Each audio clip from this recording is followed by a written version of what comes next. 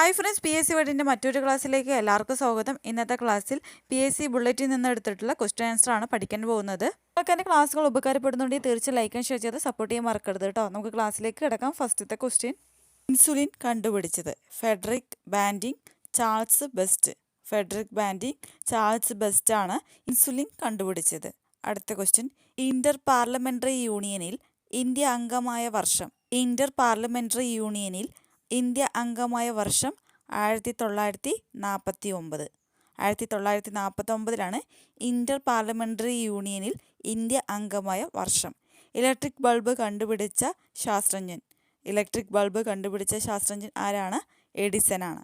Okay, Federico banding, Charles best എന്നിവരാണ് insulin കണ്ടുപിടിച്ചിട്ടുള്ളത്. 1949 Inter parliamentary യൂണിയനിൽ India അംഗമായ വർഷം. എഡിസൺ ആണ് ഇലക്ട്രിക് ബൾബ് കണ്ടുപിടിച്ചത്. ഓക്കെ, അടുത്ത ക്വസ്റ്റ്യൻ, ഇലക്ട്രോണിക് വോട്ടിംഗ് മെഷീൻ ആദ്യമായി ഉപയോഗിച്ചത് ഏത് സംസ്ഥാനത്താണ്? കേരളം. ഇലക്ട്രോണിക് വോട്ടിംഗ് മെഷീൻ ആദ്യമായി ഉപയോഗിച്ചത് ഏത് സംസ്ഥാനത്താണ്? കേരളത്താണ്. ഓക്കെ, രാഷ്ട്രഗുരു എന്ന് ആരെയാണ് വിളിക്കുന്നത്? സുരേന്ദ്രനാഥ് ബാനർജി. സുരേന്ദ്രനാഥ് ബാനർജിയെയാണ് രാഷ്ട്രഗുരു എന്ന് വിളിക്കുന്നത്. ഓക്കെ, ഇലക്ട്രോണിക് വോട്ടിംഗ് മെഷീൻ ആദ്യമായി ഉപയോഗിച്ച സംസ്ഥാനമാണ് കേരളം. രാഷ്ട്രഗുരു എന്ന് ആരെയാണ് വിളിക്കുന്നത്? സുരേന്ദ്രനാഥ് ബാനർജി. അടുത്ത ക്വസ്റ്റ്യൻ, രണ്ടാം ധനകാര്യ കമ്മീഷന്റെ അധ്യക്ഷൻ ആരാണ്? രണ്ടാം ധനകാര്യ കമ്മീഷന്റെ അധ്യക്ഷനാണ് കെ സന്താനം. കെ സന്താനം രണ്ടാം ധനകാര്യ കമ്മീഷന്റെ അധ്യക്ഷനാണ്. അടുത്ത ക്വസ്റ്റ്യൻ, രണ്ടാം അശോകൻ എന്ന് ആരെയാണ് വിശേഷിപ്പിക്കുന്നത്? രണ്ടാം അശോകൻ എന്ന് ആരെയാണ് വിശേഷിപ്പിക്കുന്നത്? കനിഷ്കൻ.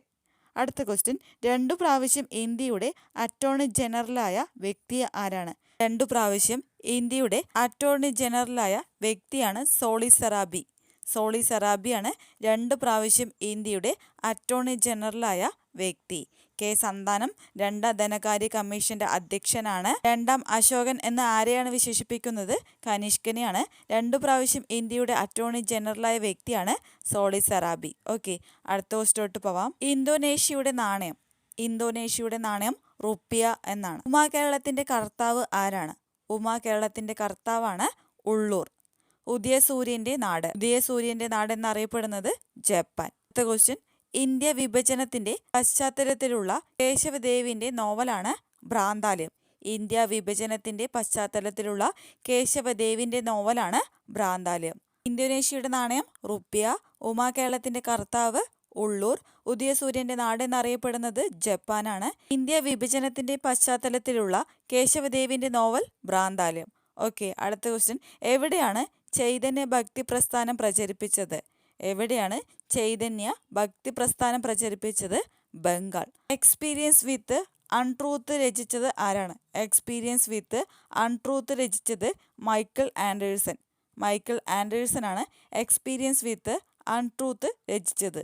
ഇന്ത്യ ലോകത്തിലെ ഒരേ ഒരു ജാതി താൻ, ഒരേ ഒരു മതം താൻ, ഒരേ ഒരു കടവുൾ താൻ എന്ന് പറഞ്ഞത് ആരാണ്? ഇന്ത്യ ലോകത്തിലെ ഒരേ ഒരു ജാതി താൻ, ഒരേ ഒരു മതം താൻ, ഒരേ ഒരു കടവുൾ താൻ എന്ന് പറഞ്ഞത് തൈക്കാട് അയ്യ. കൂടി നമുക്ക് നോക്കാം. എവിടെയാണ് ചൈതന്യ ഭക്തി പ്രസ്ഥാനം പ്രചരിപ്പിച്ചത്? ബംഗാൾ. എക്സ്പീരിയൻസ് വിത്ത് അൺട്രൂത്ത് രചിച്ചത് ആരാണ്? മൈക്കിൾ ആൻഡേഴ്സൺ ആണ്.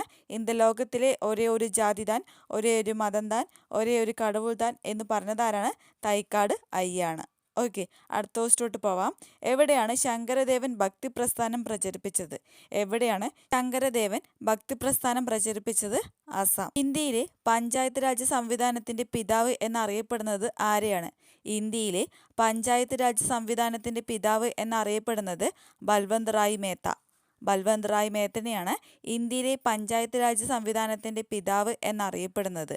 ഓക്കെ, അടുത്ത ക്വസ്റ്റ്യൻ, ഇന്ത്യയിലെ ആദ്യത്തെ വനിതാ കോടതി നിലവിൽ വന്നത് എവിടെയാണ്? ഇന്ത്യയിലെ ആദ്യത്തെ വനിതാ കോടതി നിലവിൽ വന്നത് എവിടെയാണ്? മാൾഡ.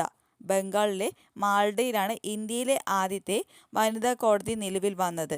എവിടെയാണ് ശങ്കരദേവൻ ഭക്തി പ്രസ്ഥാനം പ്രചരിപ്പിച്ചത്? ആസാമിലാണ്. ഇന്ത്യയിലെ പഞ്ചായത്ത് രാജ് സംവിധാനത്തിന്റെ പിതാവ് എന്നറിയപ്പെടുന്നത് ആരെയാണ്? ബൽവന്ത് റായ് മേത്ത. ഇന്ത്യയിലെ ആദ്യത്തെ വനിതാ കോടതി നിലവിൽ വന്നത് എവിടെയാണ്? മാൾഡയിലാണ്. ഓക്കെ, അടുത്ത ക്വസ്റ്റ്യനോട്ട് പോവാം. ഇന്ത്യയിലെ ആദ്യത്തെ കടലാസ് വിമുക്ത നിയമസഭ ഏതാണ്? ഇന്ത്യയിലെ ആദ്യത്തെ കടലാസ് വിമുക്ത നിയമസഭയാണ് ഹിമാചൽ പ്രദേശ്. ഹിമാചൽ പ്രദേശാണ് ഇന്ത്യയിലെ ആദ്യത്തെ കടലാസ് വിമുക്ത നിയമസഭ. ഇന്ത്യയിലെ ആദ്യത്തെ സ്ത്രീ ശിശു സൗഹൃദ പോലീസ് സ്റ്റേഷൻ എവിടെയാണ്? ഇന്ത്യയിലെ ആദ്യത്തെ സ്ത്രീ ശിശു സൗഹൃദ പോലീസ് സ്റ്റേഷനാണ് കടവന്ത്ര. ഓക്കെ, അടുത്ത ക്വസ്റ്റ്യൻ. ഇന്ത്യയിലെ ആദ്യത്തെ ക്ലൈമറ്റ് ചേഞ്ച് തിയേറ്ററാണ് കപൂർത്തല. ഇന്ത്യയിലെ ആദ്യത്തെ ക്ലൈമറ്റ് ചേഞ്ച് തിയേറ്റർ കപൂർത്തല. ഒന്നും കൂടി നമുക്ക് നോക്കാം. ഇന്ത്യയിലെ ആദ്യത്തെ കടലാസ് വിമുക്ത നിയമസഭ ഏതാണ്? ഹിമാചൽ പ്രദേശാണ്. ഇന്ത്യയിലെ ആദ്യത്തെ സ്ത്രീ ശിശു സൗഹൃദ പോലീസ് സ്റ്റേഷനാണ് കടവന്ത്ര. ഇന്ത്യയിലെ ആദ്യത്തെ ക്ലൈമറ്റ് ചേഞ്ച് തിയേറ്ററാണ് കപൂർത്തല. ഓക്കെ, അടുത്ത ക്വസ്റ്റ്യൻ. ഇന്ത്യയുടെ മാഗ്ന കാർട്ട എന്നറിയപ്പെടുന്നത് മൗലിക അവകാശങ്ങൾ. ഇന്ത്യയുടെ മാഗ്ന കാർട്ട എന്നറിയപ്പെടുന്നത് എന്തിനാണ്? മൗലിക അവകാശങ്ങളെയാണ്. ഓക്കെ, എസ് കെ പൊറ്റക്കാടിൻ്റെ ജ്ഞാനപീഠം ലഭിച്ച വർഷം. എസ് കെ പൊറ്റക്കാടിന് ജ്ഞാനപീഠം ലഭിച്ച വർഷമാണ് 1980. 1980 എസ് കെ പൊറ്റക്കാടിന് ജ്ഞാനപീഠം ലഭിച്ച വർഷം. ഏറ്റവും കുറച്ചു കാലം ചീഫ് ഇലക്ഷൻ കമ്മീഷണറായിരുന്നത് ആരാണ്? ഏറ്റവും കുറച്ചു കാലം ചീഫ് ഇലക്ഷൻ കമ്മീഷണറായിരുന്നത് VS രമാദേവി. VS രമാദേവി ഏറ്റവും കുറച്ചു കാലം ചീഫ് ഇലക്ഷൻ കമ്മീഷണറായിരുന്ന വ്യക്തിയാണ്. ഓക്കെ, ഇന്ത്യയുടെ മാഗ്ന കാർട്ട എന്നറിയപ്പെടുന്നത് മൗലിക അവകാശങ്ങളെയാണ്. എസ് കെ പൊറ്റക്കാടിന് ജ്ഞാനപീഠം ലഭിച്ച വർഷം 1980. ഏറ്റവും കുറച്ചു കാലം ചീഫ് ഇലക്ഷൻ കമ്മീഷണറായിരുന്നത് ആരാണ്? VS രമാദേവിയാണ്. ഓക്കെ, അടുത്ത ക്വസ്റ്റ്യനിലോട്ട് പോകാം. ഏറ്റവും കൂടുതൽ കാലം ചീഫ് ഇലക്ഷൻ കമ്മീഷണറായിരുന്നത് KVK സുന്ദരം. KVK സുന്ദരമാണ് ഏറ്റവും കൂടുതൽ കാലം ചീഫ് ഇലക്ഷൻ കമ്മീഷണറായിരുന്നത്. ഏറ്റവും കുറച്ചു കാലം ചീഫ് ഇലക്ഷൻ കമ്മീഷണറായിരുന്നത് ആരാണ്? VS രമാദേവി.